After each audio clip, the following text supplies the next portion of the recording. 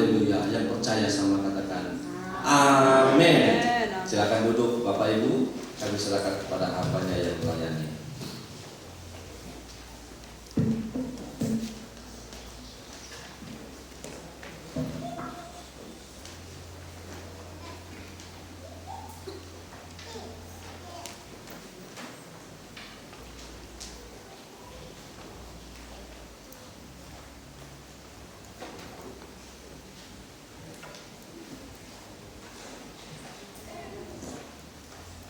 Puji Tuhan. Puji Tuhan. Haleluya. Kita bersyukur ya, di pagi hari ini dan siang ini kita sudah datang dan kita sudah memuji Tuhan ya. Tuhan yang tahu ya. Tuhan yang tahu semangat kita, kerinduan kita ya, untuk memberikan yang terbaik kepada Tuhan ya. Pasti Tuhan yang melihat, Tuhan yang senang melihat apa yang kita sudah lakukan. Kita bersyukur atas gembala agung kita ya, yang memberikan kemampuan sehingga kita ada sampai hari ini. Dan hari ini ya, kita akan kembali lagi mengisi pikiran kita, hati kita, roh kita dengan firman Tuhan. Karena firman Tuhan itu bersifat abadi. Amin. Firman Tuhan bersifat abadi. Tulisan ini tidak bersifat abadi ya. Tapi firman Tuhan, perkataan Tuhan bersifat abadi, kekal sampai selama-lamanya ya. Mari kita sama-sama membuka Alkitab kita yang terdapat di dalam Lukas pasal yang ke-18. Lukas pasal yang ke-18. Biarlah perkataan Allah memperbaiki kehidupan kita. Amin. Lukas pasal 18 kita akan membaca di dalam ayat 8. Lukas pasal 18 ayat 8 sudah mendapatkan? Amin. Kalau sudah, kita akan membaca di ayat yang ke-8. 2, 3. Aku berkata kepadamu, ia akan segera membenarkan mereka. Akan tetapi jika Anak Manusia itu datang, adakah ia mendapati iman di bumi? Silakan duduk. Di sini dengan jelas sekali ya, Yesus memberikan perumpamaan bahwa ketika Yesus datang yang kedua kali, yang dia cari, adakah Yesus mendapati di antara manusia ada iman di bumi ini. Amin. Dengan jelas sekali Yesus ya, mengajarkan ya, kepada kita bahwa ketika waktunya akan datang ya, Yesus akan datang yang kedua kali. Baik mereka yang masih hidup maupun mereka yang sudah mati akan dibangkitkan. Dan yang dicari oleh Yesus, apakah ada iman di bumi. Amin. Ya. Yesus tidak main-main dengan perkataannya ya. Yesus benar-benar serius bahwa yang dia cari apakah ada iman di bumi. Jangan sampai di kemudian hari ternyata di antara kita ternyata tidak didapati Tuhan, tidak ada iman. Amin. Ya, itu yang terjadi. Ya.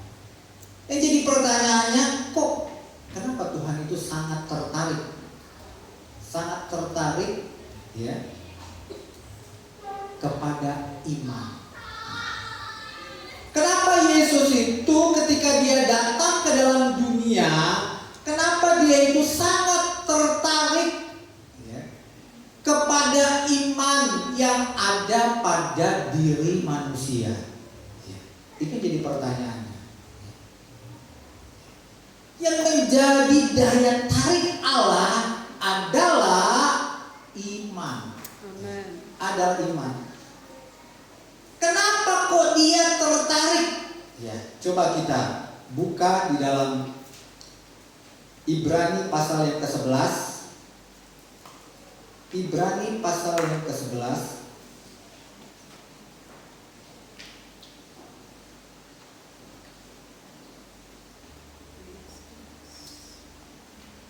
Ibrani pasal 11 kita akan baca bersama-sama ayat yang ke-6 bagian A.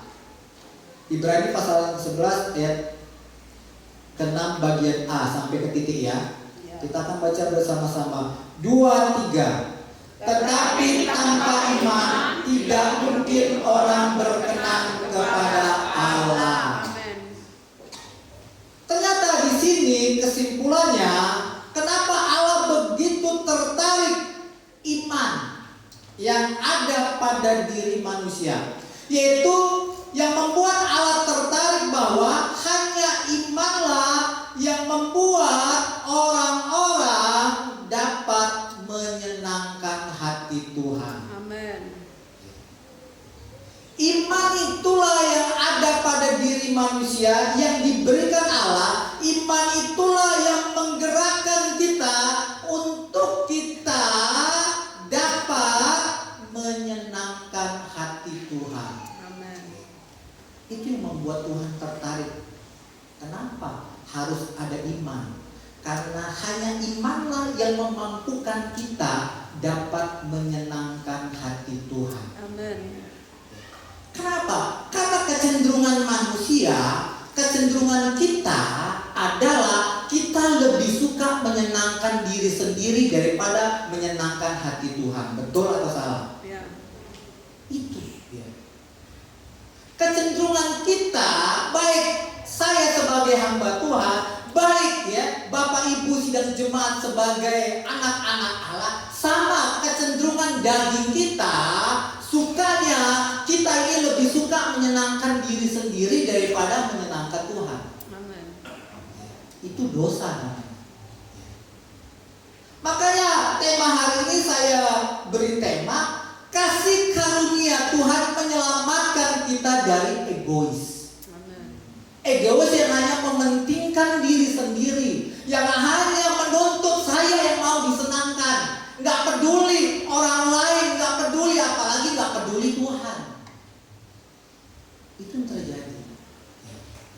Tapi Tuhan hari ini mau menyelamatkan kita dari sifat yang buruk. Amin. Dan sifat ini sangat buruk di mata Tuhan. Sangat buruk di mata Tuhan. Karena itu Tuhan mau menolong kita seluruh sidang jemaat termasuk saya sendiri. Hanya Tuhan yang bisa menolong kita, menyelamatkan dari sifat egois kita, sifat menang sendiri, yang maunya pengen saya yang disenangkan dulu. Nanti Tuhan nomor 2. Yang penting keluarga itu nomor 1, Tuhan nomor 2. Itu yang terjadi. Mengapa Allah begitu tertarik? Begitu tertarik ketika dia datang ke bumi, dia mencari iman. Karena imanlah yang membuat kita sebagai manusia ya, yang dulu ya hanya menuntut diri saya disenangkan, dan oleh karena iman kita berubah, kita menjadi orang yang lebih dahulu mengutamakan Tuhan daripada mengutamakan diri sendiri. Itu yang terjadi. Tuhan sangat serius loh ya, untuk menolong kita dari ikatan ya, keegoisan, menang sendiri. Itu ikatan, itu daging kita. Nggak usah diajarin, pasti kita bisa belajar sendiri. Nggak perlu diajarin. Sama seperti siapa? Sama seperti Lucifer. Lucifer di sorga, tempat di mana tidak ada kesalahan. Tapi ternyata apa? Walaupun Lucifer tidak ada yang mengajari tentang kesombongan, tentang maunya dia yang disenangkan, nantilah Tuhan itu nanti saya yang disenangkan. Oleh karena apa? Oleh karena talenta karunia yang Tuhan berikan kepada siapa? Lucifer. Oleh karena talenta karunia yang begitu wow, luar biasa, sehingga apa? Talenta karunianya itu dia pakai menyenangkan dirinya sendiri. Itu yang terjadi. Bayangkan, tidak ada orang yang ngajarin. Malaikat-malaikat yang ada di sekitar Lucifer pun gak mengajarin Lucifer. Itu datang dengan sendirinya. Gak perlu bantuan orang lain. Gak perlu bantuan orang lain. Pasti kita bisa melakukan kejahatan itu sendiri. Gak perlu dikompor-kompori. Kadang kita kan dikit-dikit salahkan iblis, dikit-dikit salahkan iblis. Ternyata walaupun tidak ada iblis, tetap akan ada iblis-iblis yang baru. Siapa kita lah iblis-iblis yang baru?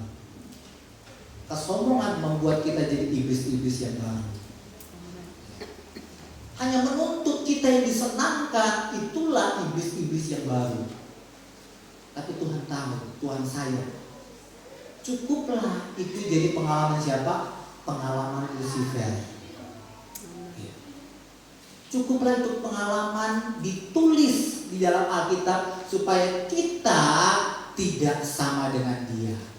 Walaupun dulu kita seperti dia, tapi masih ada kesempatan untuk kita berubah. Amin. Selama kita masih bernafas, masih ada kesempatan untuk kita berubah.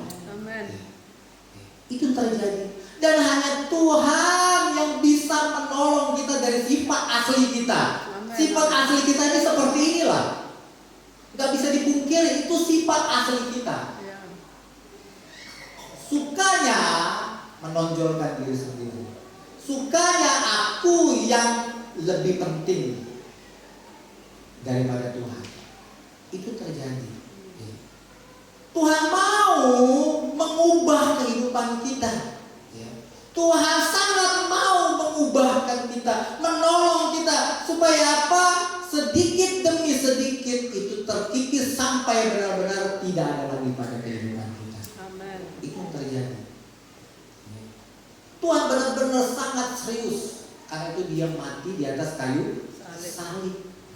Dia memberikan firman dan Roh Kudus bagi kita supaya apa? Supaya ketika iman itu datang dan iman itu bertumbuh dalam hidup kita, maka sampai suatu saat maka kita akan melihat, wow, ternyata aku bisa.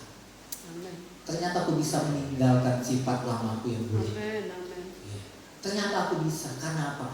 Karena Tuhan yang menolong saya. Amin. Itu yang terjadi. Hanya imanlah yang dapat menolong kita supaya apa? Kita punya gaya hidup yang berubah, yaitu gaya hidup yang hanya untuk menyenangkan hati Tuhan. Amin. Itu yang terjadi. Bagaimana? Jadi pertanyaan, bagaimana kok saya dengan nasib saya, bagaimana dengan nasib saya? Apakah saya tidak boleh menyenangkan diri saya? Ya tentu boleh.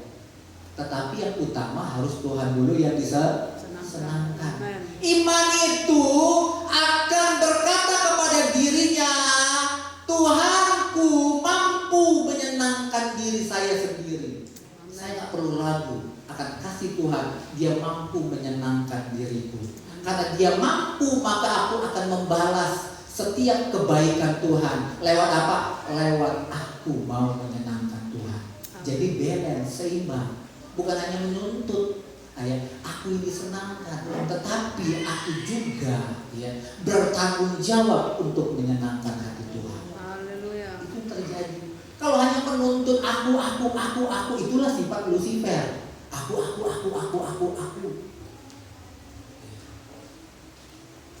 Makanya, Tuhan benar-benar datang kepada kita, baik melalui Yesus, melalui firman dan melalui Roh Kudus. Dia datang, dia adalah Immanuel, Allah yang beserta dengan kita supaya apa? Sifat asli kita yang sangat buruk dapat dibereskan oleh Tuhan. Amin. Amin. Itu yang terjadi. Sifat asli yang paling buruk adalah sifat aku. Itu yang terjadi. Dan di ayat yang ke-6 tadi, Ibrani 11, sebab barang siapa berpaling kepada bahwa Allah ada. Amen. Iman juga menuntun kita dalam perjalanan kehidupan kita sehari-hari selalu berkata dan selalu waspada. Karena apa? Karena Dia selalu ada melihat kita. Amen. Selalu ada dan melihat kita. Enggak ada satupun perkataan kita, satupun perbuatan kita, satupun yang timbul dalam pikiran kita, dalam hati Tuhan yang tidak diketahui oleh Tuhan. Dia tahu. Apakah kita detik ini pikiran kita menyenangkan Tuhan atau tidak? Tuhan yang tahu. Amen. Kalau kita berpikir ya bahwa ya, sebab barang siapa berpaling kepada Allah, ia harus percaya bahwa Allah ada. Ketika kita percaya bahwa dalam setiap detik kita Tuhan selalu ada memperhatikan kita, maka apa? Maka kita sangat berhati-hati. Amen. Berhati-hati dalam sifat egois kita, keakuan kita. Dan bahwa Allah memberi upah kepada orang yang sungguh-sungguh mencari Dia. Amen.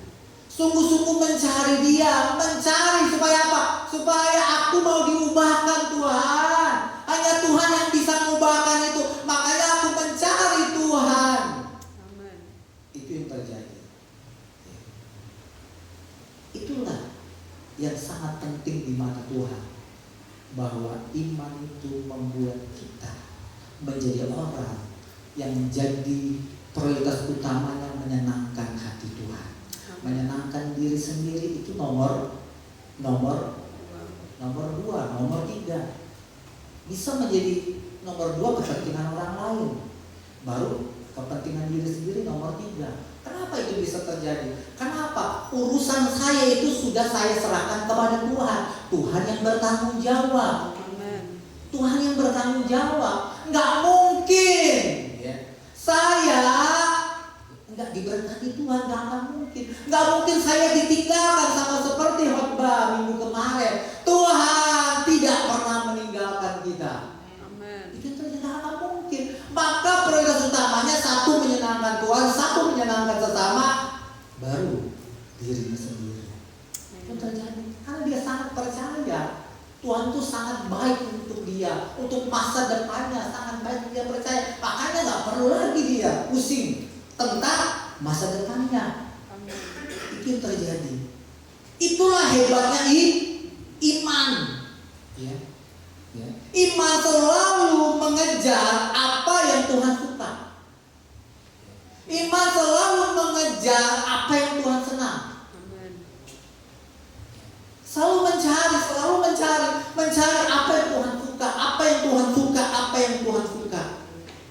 Dan satu titik poin pertama, apa yang Tuhan suka, yaitu yang Tuhan suka kita baca di dalam Mazmur pasal yang ke-27 ayat yang keempat. Kita akan baca bersama-sama. Mazmur pasal yang ke-27 ayat yang keempat. Sudah semua? Amen. Sudah, kita akan membaca bersama-sama. 2, 3. Satu hal telah kuminta kepada Tuhan, itulah yang kuingini, diam di rumah Tuhan seumur hidupku, menyaksikan kemurahan Tuhan dan menikmati baiknya. Amen. Salah satu pahlawan iman siapa? Di sini Daud. Dan Daud sendiri berkata, dari segala banyak permintaan, tetapi menjadi satu-satunya pokok utama dalam permohonan Daud apa? Diam.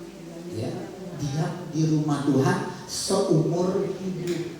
Berarti apa? Berarti setiap hari selalu datang kepada Tuhan, kepada rumah Tuhan. Itu yang terjadi. Ya. Inilah ya, namanya iman. Ya. Iman itu menggerakkan Daud supaya apa? Tuhan yang jadi nomor 1. Amen. Yaitu rumah Tuhan jadi nomor 1. Tidak boleh rumah Tuhan itu kosong. Tidak boleh rumah Tuhan itu kosong.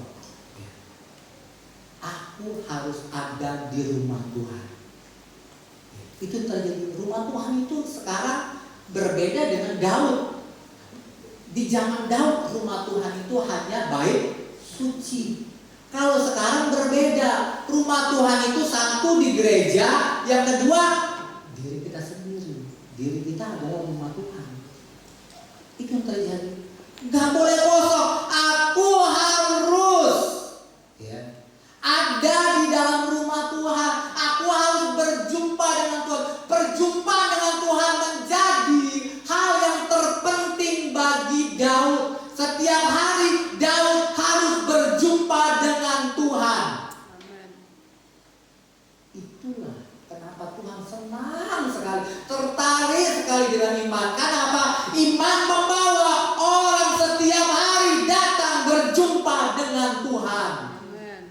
Apapun alasannya, nggak bisa membendung alasan-alasan itu. Sesibuk apapun manusia, hanya iman yang dapat mengalahkan dunia ini. Amen. Hanya iman yang dapat mengalahkan dunia ini. Hanya iman yang dapat mengalahkan kesibukan demi kesibukan yang ada. Amen. Dan saya bersyukur ya, saya langsung dapat suatu berkat yang besar melalui Opung Kolase kemarin bersaksi ya.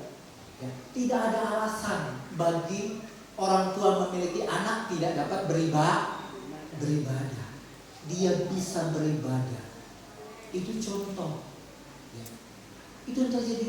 Ketika ada iman, gak ada alasan-alasan, gak ada. Semuanya bisa dikalahkan. Kenapa? Prioritas utamanya aku mau menyenangkan hati Tuhan. Amen. Itu yang terjadi. Aku mau menyenangkan hati Tuhan. Aku mau setiap hari ketemu. Baik ketemu Tuhan di rumah. Di rumah selalu ada persekutuan dengan Tuhan. Amen. Baik persekutuan pribadi maupun persekutuan keluarga. Keluarga. Amen. Yang kedua, persekutuan yang sudah ditetapkan di tempat ini. Ya. Ibadah di tempat ini bukan hanya hari Minggu jam 8 pagi, tetapi ada persekutuan lain. Nanti malam ada persekutuan doa jam 7. Hari Rabu ada persekutuan wanita atau kaum pria. Hari Kamis ada apa lagi? Ada namanya ibadah pertengahan. Ya. Hari Jumat ada penara doa. Hari Sabtu ada ibadah pemuda remaja. Kembali lagi hari Minggu. Ya. Habis ibadah umum ada ibadah sekolah minggu. Itulah. Ketika kita tidak pernah absen dalam kegiatan ibadah ini, pasti Tuhan senang. Tak mungkin Tuhan tak senang. Hanya iman yang bisa menggerakkan kita untuk kita melangkah. Apalagi apa? Apalagi ada tantangan hujan.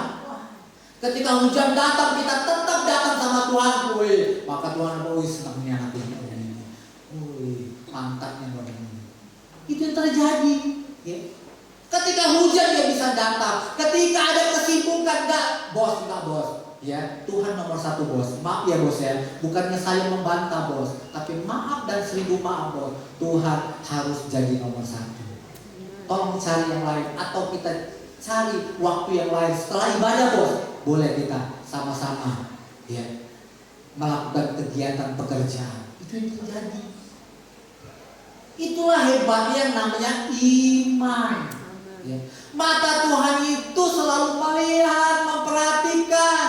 Ya. Sama seperti apa iman seorang perwira. Ya. Ya. Tuhan melihat. Ya. Bayangkan di antara orang Israel ternyata orang Roma yang memiliki iman yang besar. Itu jadi pertanyaannya. Mengerikan kan? Mengerikan sekali. Ya. Di mana orang-orang ahli Taurat, orang Farisi yang setiap hari beribadah, kemana iman mereka? Kok bisa seorang perwira orang Roma, bukan orang Israel, kenapa imannya lebih besar daripada iman orang-orang Israel? Makanya Tuhan celah orang-orang Israel itu. Kenapa kok bisa ada orang Roma dan ada ibu yang bukan orang Roma yang memiliki iman yang besar, yang membuat Tuhan tertarik, yang membuat Tuhan senang? Begitu juga kalau Tuhan melihat kita, apapun kesibukan, apapun badai, apapun hujan, tetap datang mencari Tuhan.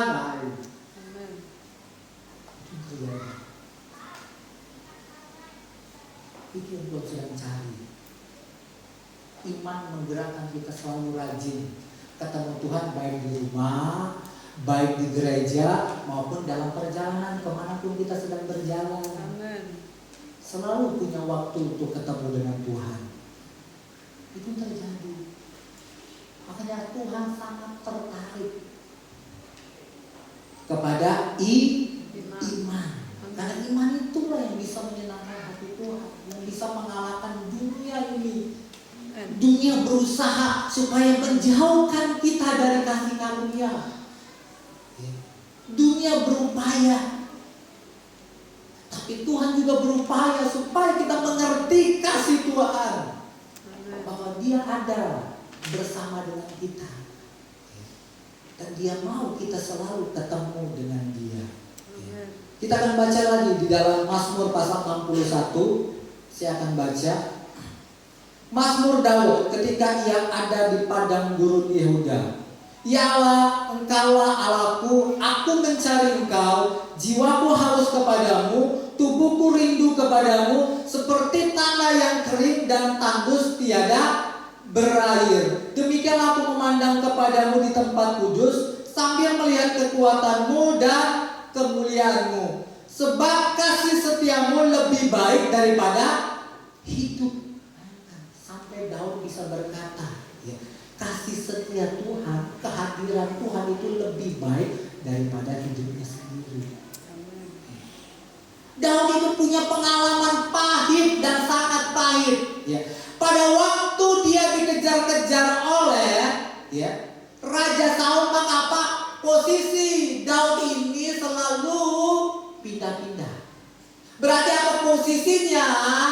Tidak lagi bisa berada di dekat rumah Tuhan, di Gilgal. Ya. Tidak bisa. Ya. Padahal kerinduan Daudnya apa? Pengen selalu ada di dalam rumah Tuhan. Dan ketika posisinya jauh, dan posisi itu jauh karena apa? Karena terpaksa Daud dikejar-kejar dan hendak dibunuh. Dan pengalaman ini dialami Daud bertahun-tahun, bukan berhari-hari. Itu terjadi. Bukan berhari-hari, tetapi bertahun-tahun mengalami dikejar-kejar oleh Saul. Begitu dia merasakan begitu jauh aku daripadamu Tuhan. Kenapa akibatnya? Ketika dia jauh daripada Tuhan, apa akibatnya? Ketika dia diserang, akhirnya Daud juga jatuh.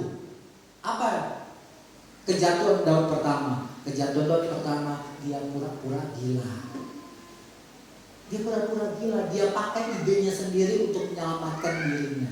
Berarti apa? Dia sudah tidak yakin lagi Tuhan bisa menolong dirinya. Itu karena tekanan Daud jauh daripada Tuhan. Semakin kita jauh daripada Tuhan, semakin kita banyak melakukan pelanggaran. Amin. Itu yang terjadi. Nggak ada jalan lain. Kalau kita mau kuat di dalam Tuhan, mau menang di dalam Tuhan, harus dekat dengan Tuhan. Amin. Daud pernah mengalami. Yang kedua apa? Ya, kejatuhan apa? Kejatuhan Daud adalah dia mulai mengambil istri yang kedua, ketiga, keempat. Itu terjadi. Itu kesalahan Daud. Karena apa? Karena pengalamannya jauh dari Tuhan. Walaupun dia tahu Daud itu salah, namun apa? Namun dia tidak mau melepaskan ikatan tersebut. Itu terjadi. Ya. Maka apa? Maka ketika Daud tetap mempertahankan istri-istrinya, maka apa? Maka ada sebab, ada akibat. Kalau Daud nggak mau melepaskannya, maka apa yang terjadi? Maka ada konsekuensi yang terjadi. Maka apa konsekuensi yang terjadi? Perpecahan di dalam keluarga. Perpecahan, bukannya perpecahan, saling bunuh membunuh. Itu terjadi, saling bunuh membunuh. Itu konsekuensi Daud ketika Daud tidak mau menyelesaikan masalah ini. Tidak mau menyelesaikan masalah. Beda dengan siapa? Bapak Iman. Bapak Iman siapa namanya? Bapak Abraham. Abraham juga pernah melakukan kesalahan. Ya. Kesalahan apa? Dia juga punya istri dua. Dia juga punya istri dua. Satu yang namanya Sarah. Ya. Yang kedua namanya Hagar. Tetapi ketika Abraham bertobat, apa yang dilakukan oleh Abraham? Mengusir Hagar dan Ismail anaknya. Secara keturunan darah ini adalah anak Abraham. Tapi kalau Tuhan sudah suruh usir Hagar dan Ismail, usir, jangan dia ada bersama-sama denganmu. Daging Abraham berkata, Tuhan, ini gak benar Tuhan. Ini anakku Tuhan. Walaupun aku yang jahat, dia istriku, dia anakku Tuhan. Tapi Abraham tahu apa yang menyenangkan Tuhan. Apa yang menyenangkan? Taat kepada perintah Tuhan. Amen. Itu terjadi taat kepada perintah Tuhan. Makanya apa? Abraham dengar-dengaran kepada suara Tuhan. Kenapa? Abraham bertanya, kasihan Tuhan. Kata Tuhan apa? Tenang, tenang Abraham, jangan takut. Hagar dan Ismail aku yang urus, aku yang tanggung jawab. Aku yang usir dia, aku yang bertanggung jawab. Keturunannya akan jadi keturunan raja-raja. Itu kan Tuhan. Itu yang terjadi. Jangan takut. Ketika kita lakukan kesalahan, perbaikilah. Perbaiki. Maka Tuhan akan menyelesaikan setiap masalah. Amen. Tuhan yang bertanggung jawab. Kalau Tuhan yang sudah suruh, Tuhan yang bertanggung jawab. Amen. Itu yang terjadi. Itulah hebatnya Abraham. Dari pengalaman inilah dia mengerti apa itu sesuatu yang menyenangkan hati Tuhan. Itu yang terjadi. Abraham tahu sesuatu yang menyenangkan Tuhan. Walaupun dia juga mau disenangkan, tetapi Tuhan yang harus jadi nomor satu untuk dia senangkan hati Tuhan. Amen. Itu terjadi. Makanya apa selanjutnya ketika dia menyerahkan anaknya, jadi nggak seberat yang dialami ketika pertama kali dialami dia mengusir Hagar dan Ismail. Dan ketika yang kedua, Abraham tidak seberat itu. Dia mau mengorbankan anaknya. Tadi apa kata Tuhan? Stop, berhenti. Jangan kau apa-apakan anak ini. Aku sudah menyediakan korban bagi diriku sendiri. Ya, bagi Allah sendiri ada yang menyediakan. Itu terjadi. Ya. Bukan berarti karena kerja keras kita, nggak ada, itu karena Tuhan yang menyediakan. Salurannya apa? Karena kita kerja keras. Ya. Intinya Tuhan yang menyediakan, bukan karena kehebatan kita, kepintaran kita, bukan. Kalau Tuhan tidak menyediakan, seusaha sekeras apapun usaha kita, tidak mungkin kita dapat berhasil. Amen. Itu saja intinya. Ya. Tuhan itu benar-benar ya, tahu apa yang dia harus lakukan. Kalau Tuhan sudah ngomong, dia bertanggung jawab. Kalau dia sudah bilang usir Hagar, usir Ismail, aku yang bertanggung jawab, maka keturunan ini akan menjadi keturunan raja-raja. Terbukti sampai sekarang. Itu terjadi. Ya. Itulah hebatnya. Ya. Mazmur pasal 122 ayat 1. Saya akan baca. Nyanyian ziarah Daud. Aku bersuka cita ketika dikatakan orang kepadaku, mari kita pergi ke rumah Tuhan. Wow. Iman membuat apa? Ketika dia dengar ada orang mengajak mari ke rumah Tuhan. Wow. Sangat dia bergembira, sangat bersuka cita karena ada orang yang bersama-sama dengan dia datang ke rumah Tuhan. Amen. Itu terjadi, itulah pentingnya. Pentingnya kita sama-sama, terutama satu keluarga, sama-sama beribadah kepada Tuhan. Kita koreksi diri kita sampai di mana iman kita tentang ibadah itu. Amen. Sampai di mana? Kalau belum sampai ke titik apa yang Tuhan senangkan, Tuhan bilang, ayo kita perbaiki bersama-sama. Amen. Kamu tidak bisa memperbaikinya sendiri. Aku bersama dengan kamu akan memperbaiki bersama-sama. Amen. Itu ya, Tuhan itu memang sungguh luar biasa. Ya. Itu terjadi. Iman itulah yang menggerakkan kita apa? Ketika kita beribadah, tidak lagi pernah yang namanya terlambat. Tuhan iman. Selalu ketika iman itu bertumbuh, melihat ada kemajuan di dalam beribadah. Ada kemajuan. Apalagi kalau mulai kondisi mulai gak enak, kalau kita masih benar-benar memiliki semangat, kita tetap bisa datang kepada Tuhan. Itu terjadi. Sama seperti ada pengalaman ibu yang tepatnya yang sudah almarhum, yang kena sakit kanker, tetapi dia rajin yang ditanggung, datang ke rumahnya. Masih ingat siapa namanya? Ibu Barus, betul. Itu terjadi. Tidak ada yang bisa menghambat walaupun kondisinya sedang bermasalah. Itu terjadi. Kitalah yang bisa mengoreksi diri kita sendiri, sejauh mana imanku bertumbuh, sejauh mana. Dan Tuhan siap memperbaikinya. Amin. Haleluya. Terus yang kedua, iman pada waktu kita berdoa. Ketika kita memiliki iman yang menyenangkan hati Tuhan, maka apa? Kita baca Mazmur 118 ayat 26. Mazmur 118 ayat 26. Sudah semua? Amin. Mazmur 118 ayat 26. Kita akan baca bersama-sama. 2, 3. Diberkatilah dia yang datang dalam nama Tuhan. Kami memberkati kamu dari dalam rumah Tuhan. Tapi apa yang terjadi? Orang yang beriman ketika dia berdoa, apa yang dia doakan? Yang dia doakan orang lain, supaya orang lain diberkati. Itu terjadi. Itulah hebatnya orang-orang yang suka ketemu sama Tuhan itu. Fokus doanya ternyata untuk orang lain, untuk bangsa dan negara ini. Untuk apa? Kemajuan pertumbuhan pelayanan di tempat ini.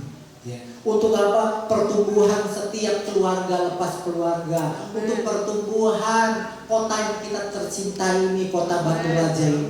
Itu yang terjadi. Fokus doanya berbeda. Kalau dulu fokus doanya aku Tuhan, aku minta ini.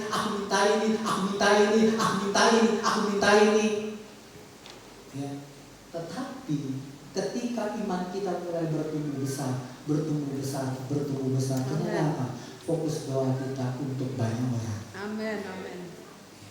Karena bukan hanya saya yang diselamatkan, perlu orang lain juga diselamatkan. Haleluya. Aku mau memberkati orang lain Tuhan. Walaupun hari ini aku gak punya apa-apa, tetapi melalui doa aku bisa memberkati banyak orang. Haleluya. Itu terjadi.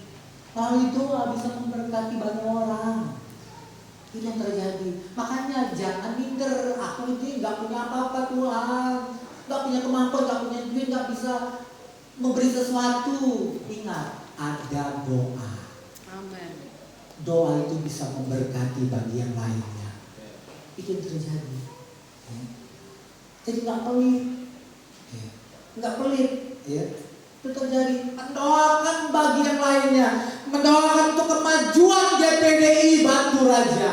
Amin. Sehingga sampai ke titik yang Tuhan suka, yaitu iman yang menyenangkan hati Tuhan. Itu terjadi.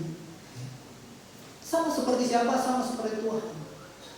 Kalau boleh Tuhan, lakukanlah cawan ini. Tetapi bukan kehendakku yang jadi Tuhan, tapi kehendakmu yang jadi. Amin. Boleh meminta, tetapi jangan memaksa. Boleh meminta Tuhan. Kalau boleh Tuhan, yang gak memaksa Tuhan. Kalau boleh memaksa Tuhan, aku pengennya anakku ini jadi tentara Tuhan. Itu kepengenanku Tuhan. Tapi aku gak memaksa ya Tuhan ya. Jangan Tuhan. Amin kalau aku memaksa Tuhan. Jadi nggak mau Tuhan, karena aku tahu rencana Tuhan lebih indah untuk anakku Tuhan. Walaupun aku punya IQ tinggi, anakku punya IQ yang tinggi, tapi IQ yang tinggi tidak menjamin masa depan. Tuhan yang menjamin masa depan. Amin. Itu terjadi. Itulah hebatnya iman. Iman itu dia tahu apa yang dia lakukan untuk menyenangkan hati Tuhan.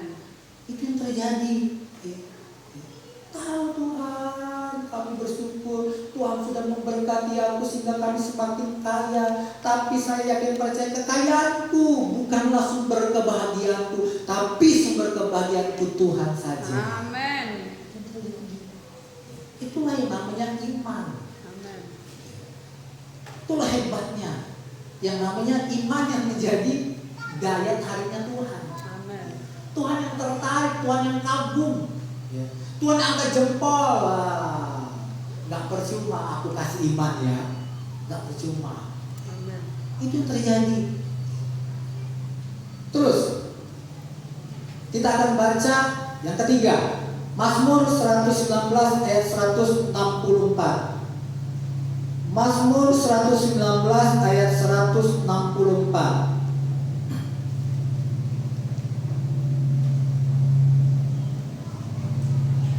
Mazmur 119 ayat 164, kita akan baca bersama-sama. 2, 3. 3 kali dalam sehari aku memuji-puji Engkau karena hukum-hukum-Mu yang adil. Itu terjadi. Maka apa? 7 kali dalam sehari. Dalam sehari. Maka apa? Iman yang menyenangkan Tuhan itu sehingga apa? Mulut, pikiran, hati ini selaras. Ya, untuk apa? Untuk memuji Tuhan. Nggak lagi untuk ngata-ngatain orang lain. Nggak lagi mendoakan orang lain supaya terjadi keburukan. Nggak lagi. Ya. Mulut ini dipakai untuk apa? Memuji dan menyembah Tuhan. Itu terjadi. Walaupun keadaan nggak baik, tapi aku katakan Tuhan, Engkau tetap baik. Amin. Itu terjadi. Ya. Walaupun hari ini aku nggak melihat pertolongan-Mu, tetap aku katakan Tuhan itu baik. Amin. Memuji. Itu terjadi. Memuji-muji, ngapal bernyanyi. Apalagi tambah bernyanyi, tambah lagi keren. Itu terjadi. Maka mulut ini dipakai untuk memuji, untuk bernyanyi, untuk menyembah bagi kemuliaan Sang Raja di atas segala raja. Haleluya. Itu iman yang menyenangkan. Mulut ini rasanya tak pernah berhenti untuk memuji-muji Tuhan. Benar 7 kali dalam sehari. Walaupun apa? Walaupun tahun ini punya banyak masalah. Dulu belum keluarga, masalahnya waktu dia sendiri banyak masalah. Ketika dia sudah berkeluarga, bukannya berhenti masalah, tambah banyak lagi masalah. Tetapi yang lebih banyak dikatakan Daud adalah memuji, walaupun masalahnya lebih banyak, ternyata mulutnya lebih banyak memuji Tuhan. Amin. Itulah yang namanya pahlawan iman. Iman itu mampu membuat mulut, pikiran dan hati kita itu seirama hanya untuk memuji Tuhan. Amin. Itulah yang membuat Tuhan itu senang sekali. Wih, bagus sekali. Benar-benar balance ya. Kadang kan kita kan ya, mulut kita wow bagus weh, kamu dicantik ya, dan hati tidak pas ya bajumu sama celanamu. Itu terjadi ya, munafik. Tetapi kalau iman membuat kita sejalan, nggak ada lagi namanya kemunafikan. Amin. Itulah kehebatan iman itu membuat kita selaras, mulut, pikiran, hati selaras. Amin. Itu terjadi. Yang keempat, apa yang terjadi ya, ketika ya, ada iman yang benar, yaitu iman yang menyenangkan hati Tuhan. Ini berbicara tentang apa? Berbicara tentang harta. Berbicara tentang harta, berbicara tentang uang. Maka apa? Ketika ada iman, maka apa? Kita tidak lagi cinta akan harta, cinta akan uang. Amin. Tidak lagi. Ya, karena apa? Cintaku hanya pada Tuhan. Ya. Dan ketika cintaku hanya pada Tuhan, maka Tuhan kasih kemampuan kepada kita. Harta ini saya pakai untuk apa? Ya. Harta ini saya pakai untuk apa? Dan pahlawan iman yang pertama adalah Abraham. Apa yang dilakukan oleh Abraham ketika dia dapat harta? Dia kembalikan kepada Tuhan 1/10. Gak ada yang suruh loh. Gak ada yang suruh. Abraham gak pernah disuruh Tuhan. Tetapi apa? Ketika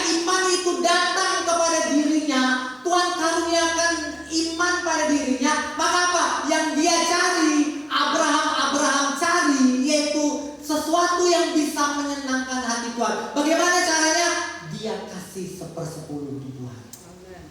Amin. Itu yang terjadi. Makanya berat bagi kita untuk mengembalikan 1/10 dengan jujur. Kenapa? Karena ada iman yang perlu diperbaiki. Itu yang terjadi. Dan ketika kita memiliki iman, nak berapapun itu, kita bisa kasih untuk Tuhan. Itulah hebatnya Tuhan.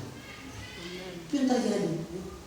Abraham adalah tokoh iman yang pertama yang membuktikan hartanya adalah harta untuk Tuhan.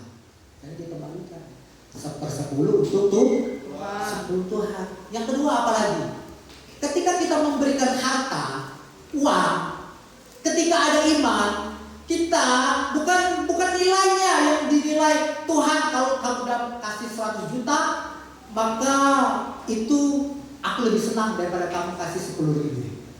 Bukan nilainya ya, bukan banyaknya, tetapi ketika kita kasih dengan Tuhan itu yang tandanya jujur, ya, jujur pada Tuhan. Yang kedua apa? Kalau kita kasih yang namanya persembahan uang, ya, dari rumah kita sudah siapkan baik-baik. Uang itu harus dilipat dengan rapi. Jangan memel. Kamu ngomong harus ingat Tuhan itu selalu melihat, ya. Apa yang kita lakukan, ya. Apa yang kita lakukan itu bukan buat pendeta, bukan buat gereja. Ada Tuhan yang melihat. Kalau kita lakukan untuk manusia, maka wajar kita lakukan kebal-kebal. Itu terjadi. Kalau kita lakukan untuk manusia atau untuk gereja, wajar kita melakukan kebal-kebal kasih. Tapi kalau kita lakukan untuk Tuhan, pasti berubah. Iman membuat kita berubah. Ya. Maka dia akan siap baik-baik, uangnya dilipat baik-baik, ya. Lipat baru dia masukin dalam persembahan. Itu cara. Walaupun sederhana, itu adalah sesuatu yang menyenangkan Tuhan. Walaupun sederhana, ya. Itulah iman itu membuat hal yang sederhana tidak dipandang sebelah mata. Itulah iman yang benar itu tidak memandang sesuatu yang sangat sederhana menjadi sesuatu yang di sebelah matakan. Itu terjadi. Ketika dia gereja ini ada kotoran, ya, ada mulai, ada permen, ada apa, dia tahu. Ya. Aku nggak mau orang melihat saya rajin, tapi aku lakukan karena aku mau menyenangkan hati Tuhan. Dia mulai, setidaknya kalau dia tidak mau menyapu gereja ini, dia bisa menjaga kebersihan. Itu terjadi, itu hal-hal sederhana. Hanya iman yang bisa membuat mata kita terbuka. Apa sih yang membuat Tuhan senang? Apa sih yang membuat Tuhan kagum? Dan kita akan selalu memperhatikan hal-hal yang sederhana jadi penting dalam hidup kita. Walaupun orang lain itu pandang sebelah mata, tapi saya tidak pandang sebelah mata. Itu terjadi. Itulah hebatnya. Itu terjadi. Hebatnya kekuatan iman. Dan kekuatan iman itu bukan hanya berlaku di gereja, tetapi juga berlaku di rumah. Itu yang terjadi. Berlaku di rumah. Berlaku dimanapun kita berada. Itu terjadi. Yang kelima, cara kita berpenampilan, cara kita berpakaian, apakah itu rapi, apakah itu sopan. Itu hal-hal yang sederhana loh. Yang sederhana. Penampilan kita bagaimana? Kalau cewek, apakah roknya di atas lutut? Kalau roknya di bawah lutut, apakah belahannya di atas lutut? Maupun di samping, mau depan, mau belakang, belahannya di atas lutut? Tidak. Itu hal sederhana. Hal sederhana. Kita ini lebih cenderung menyenangkan diri sendiri. Kalau kita ada uang, lebih senang menyenangkan diri sendiri kan? Nanti dulu lah kasih persepuluhan. Aku kan punya ini, punya kebutuhan nanti nggak usah lah itu kasih persepuluhan. Itulah yang namanya menyenangkan diri sendiri. Tetapi kalau ada iman, maka apa? Ketika gaji datang, yang nomor satu apa? Dia pisahkan diri Tuhan. Dia pisahkan diri Tuhan. Yang utama Tuhan dulu yang lebih utama. Amen. Baru cicilan A, cicilan B, cicilan C, cicilan Z. Itu terjadi. Begitu juga dalam soal penampilan. Kadang sekali kita ini sebagai pria wanita, pria pengen dilihat maco keren. Kalau wanita pengen dilihat cantik ya, pengen dipuji-puji. Itu kebutuhan kita. Kebutuhan kita pengen dipuji, betul gak? Ya. Kebutuhan kita pengen dipuji. Ya. Makanya kita berusaha berpenampilan secantik-cantiknya. Namun apakah penampilan itu menyenangkan hati Tuhan? Itu jadi pertanyaannya bapak-bapak, ibu-ibu, terutama pemuda remaja. Ya. Itu jadi pertanyaan. Apakah penampilanmu itu menyenangkan hati Tuhan atau tidak? Itu terjadi. Kalau iman yang dicari apa? Tuhan, aku mau penampilanku itu dipuji oleh Engkau, bukan dipuji oleh manusia. Itu kalau zaman sekarang wanita, kalau pakai rok nggak di atas lutut, nggak ada belah-belahan, jangan harap dipuji-puji orang. Betul? Apalagi nggak pakai ketat-ketat. Apalagi kalau sudah pakai ketat, belah-belah, jalan ya di rombongan cowok-cowok langsung pirit. Wow, langsung dia bunga-bunga. Wah, nggak percuma ya aku memakai pakaian seperti ini. Itu kita itu manusia loh. Itu kecenderungan kita ini pengen kita dipuji dengan cara berpenampilan. Apakah itu menyenangkan Tuhan? Itu terjadi. Dan ini menjadi batu sandungan bagi orang-orang yang tidak percaya. Oh, ternyata gitu orang-orang Kristen ya. Bebas dia berpenampilan seperti ini, seperti itu, bertampilan seperti ini. Makanya mereka nggak tertarik kepada kita. Nama Tuhan dipermalukan oleh mereka. Itu terjadi. Itu dampaknya. Itu dampak buruk yang terjadi. Itulah sangat berhati-hati kita dalam berpenampilan. Amen. Begitu juga cowok. Kalau badannya kekar, janganlah pakai pakaian ketat-ketat. Kelihatan wow badannya kekar. Sampai saya lihat ada pelayanan pakai celana ketat sampai kelihatan ketatnya itu. Itu pelayanan seperti itu, wah dia bangganya. Ya, maklumlah. Dia belum mengerti apa itu iman. Amen. Kalau dia mengerti iman, dia akan memperbaiki dirinya sendiri. Kan itu Tuhan sayang kepada kita. Perbaikilah cara penampilan kita. Bukan soal kita mau beli barang yang mahal-mahal, enggak. Yang sederhana, BJ pun ada sekarang. Ada BJ yang serba 3.000. Ya. Bahkan saya lebih banyak pakaian yang bermerek Casio. Casio. Saya bangga. Maupun kasih orang itu yang bekas dia, maupun yang baru, saya senang. Itu terjadi. Saya tak pandang mereknya seperti apa ini. Bersyukur dikasih itu oleh orang lain. Karena orang lain pun itu apa dia bisa kasih? Karena Tuhan yang menggerakkan dirinya. Tuhan yang menggerakkan dirinya. Itu yang terjadi. Tuhan sayang kepada kita. Sayang kepada kita. Soal berpenampilan, pakailah. Apalagi saya kemarin di Korea, terpukul saya lihat orang-orang Korea.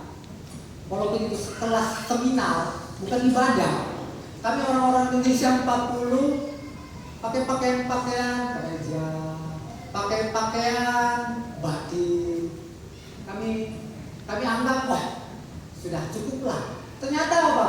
Orang-orang yang ikut seminar itu di luar orang Indonesia semuanya pakai jas. Semuanya pakai jas, pakai dasi, pakai sepatu, pantopel, wah keren-kerennya orang-orang. Orang-orang yang di luar Indonesia. Itu yang terjadi. Wow, saya terkagum-kagum, rupanya kayak gini Tuhan. Bahkan, ya, menurut pengalaman kesaksian, ya, bahkan saya melihat sendiri orang-orang yang dulu, ya, yang senior, kalau pagi-pagi besok pagi, apa yang dilakukan? Dia beraut dulu atau mandi, ya. Dia nggak langsung bangun tidur, langsung datang ke gereja berdoa. Dia mandi atau beraur, ganti baju, ganti kemeja, ganti celana panjang, kasih parfum, dia datang berdoa. Itu terjadi. Itu namanya iman. Dia tahu sesuatu yang pantas atau tidak pantas, sesuatu yang menyenangkan Tuhan itu seperti apa. Walaupun kelihatannya cuma penampilan, cuma baju Tuhan, tapi Engkau tahu hatiku. Ingat, kalau hati kita dipenuhi iman, kita akan tahu apa cara berpakaian yang baik itu seperti apa. Haleluya. Ketika datang sama Tuhan, Tuhan itu cemburu. Bayangkan kita kalau ikut pesta pakai jas dari jam berapa biasa? Oke, dari jam berapa biasa? Kalau kita ke pesta pakai jas dari jam berapa? Jam 6 sore, berapa jam itu? Wow, kuat-kuat orang pakai jas ya. Tapi kalau pakai datang ke gereja pakai jas, kira-kira cemburu nggak Tuhan itu? Bapak-bapak, katanya bapak-bapak, cemburu nggak Tuhan itu? Cemburu Tuhan itu. Ya, cemburu itu. Kenapa kita untuk dunia kita bisa lakukan untuk yang terbaik? Kenapa untuk Tuhan tidak bisa? Itu terjadi. Kenapa tidak bisa? Ya itu terjadi. Ya karena maklumlah, karena imannya belum bertumbuh. Kalau imannya bertumbuh, dia akan tahu bagaimana cara menghadap Tuhan yang menyenangkan hati Tuhan. Bukan masalah mahalnya loh pakaian itu, bukan masalah mahal. Itu terjadi. Ada yang murah-murah pakaian itu, BJ, laris manis sekarang. Itu terjadi. Tapi kalau kita sudah punya gengsi, BJ, sulit ya. Pada Tuhan gak menuntut kita beli yang baru, gak menuntut. Tapi cara berpakaian kita bagaimana? Makanya saya sama orang tua saya, mama saya cerita sering dibanding-bandingkan. Kamu tuh coba lihat itu Merawi tuh penampilan setiap hari necis. Sampai telinga saya, merah juga dengerin. Banding-banding. Oh iya, rupanya iya ya. Memang bebal saya ini kalau tidak memiliki iman yang benar, bebal kuping saya. Itu terjadi. Tetapi ketika memiliki iman yang benar, dia tahu bagaimana cara berpenampilan di gereja dan di luar sama baiknya. Itu terjadi. Sama baiknya. Wah, di gereja pakai pakaian di bawah lutut, di luar sudah mulai naik-naik semua. Tidak seperti itu. Dia sepadan pakaiannya di luar dan di gereja sama baiknya. Itu terjadi. Maka yang bisa memperbaiki kita adalah iman. Iman yang bisa memperbaiki diri kita.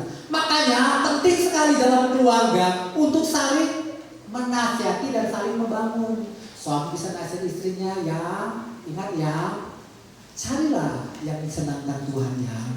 Begitu juga istri menasihati suami, orang tua menasihati anak. Nah ingat, ya carilah sesuatu yang menyenangkan hati Tuhan.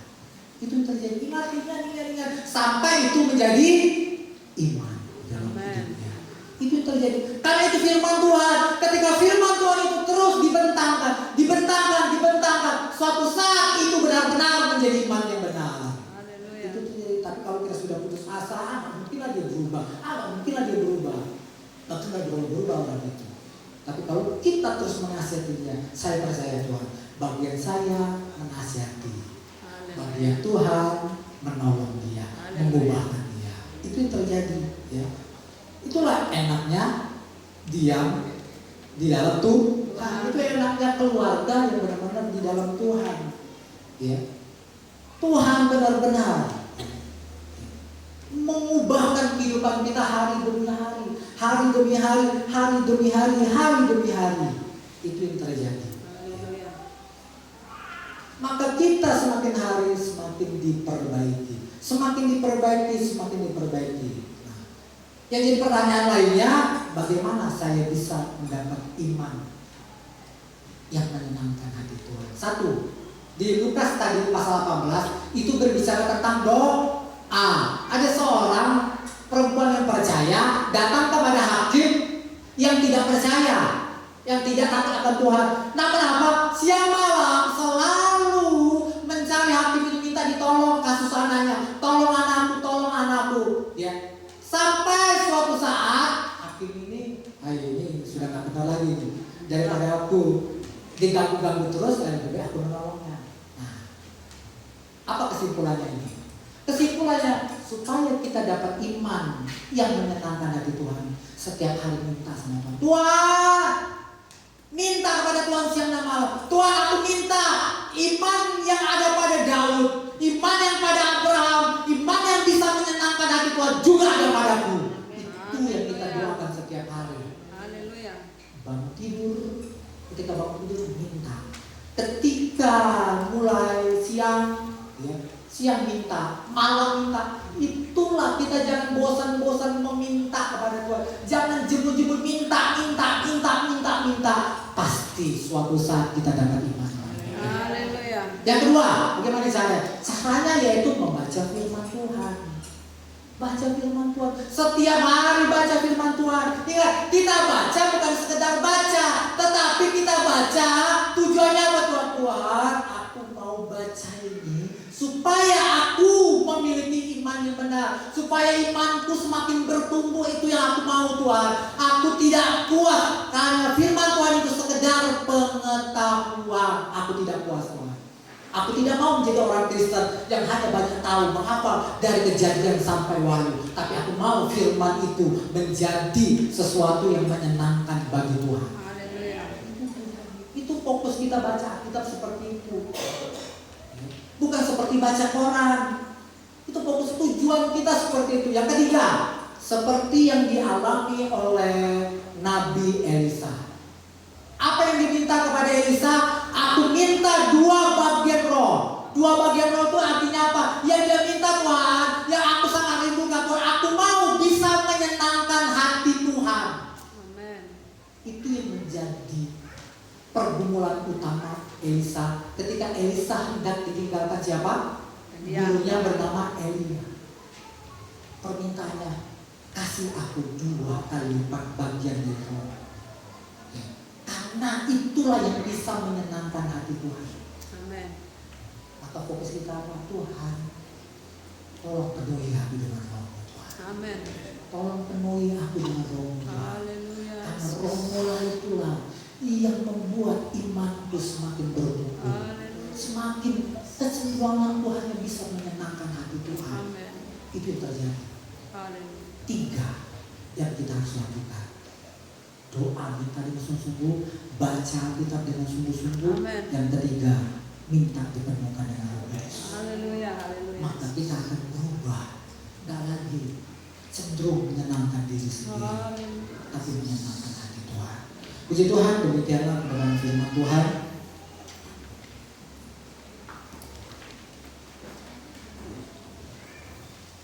Mari kita sama-sama bangkit berdiri. Kuatkan hati Tuhan. Banyak sekali keakuan pada diri kami Tuhan. Kami seringkali menyalahkan Lucifer, menyalahkan iblis. Tapi kami tidak mau koreksi siapakah diri kami Tuhan. Ternyata diri kami juga mirip dengan iblis Tuhan. Kami seringkali hanya mencari kepentingan diri kami sendiri. Kami hanya lebih puas mencari apa yang membuat kami senang, yang membuat keluarga kami senang Tuhan. Tapi firman hari ini datang tidak kebetulan Tuhan. Engkau tahu kekurangan kami. Engkau tahu segala yang buruk di dalam diri kami. Karena itu firman-Mu datang untuk menolong kami. Firman dan Roh Kudus itu datang untuk menolong kami supaya kami benar-benar mengutamakan apa yang Tuhan buat senang dalam kehidupan kami Tuhan. Kami mohon maaf Tuhan. Kami mohon ampun atas kesalahan kami. Hari ini kami mau belajar memperbaikinya Tuhan. Besok kami belajar. Tolong Roh Kudus ingatkan kepada kami sehingga kami tidak pernah lupa untuk memperbaiki diri kami Tuhan. Terima kasih ya Tuhan Yesus, terima kasih. Mari kita akan pujian Tuhan, ku mau menyenangkan.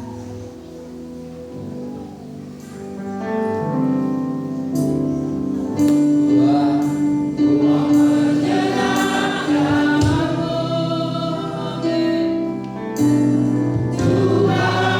bertuah hati